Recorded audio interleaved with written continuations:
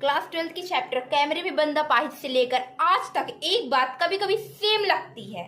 समय बदल गया, कैमरे बदल गए, लेकिन कुछ सवाल अभी भी वैसे ही हैं। चारों ओर से गोली चल रहा था, उस समय कहाँ थे आप लोग? आते तो आप पूछते कि आपको कैसा लग रहा है यहाँ पे।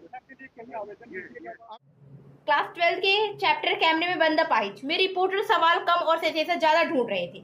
आज भी जब किसी मुश्किल घटना के तुरंत बाद किसी से पूछा जाता है आपको कैसा लग रहा है, आपको कैसा लग रहा है, सीरियसली, तो सवाल वही लगता है, बस जमाना बदल गया है।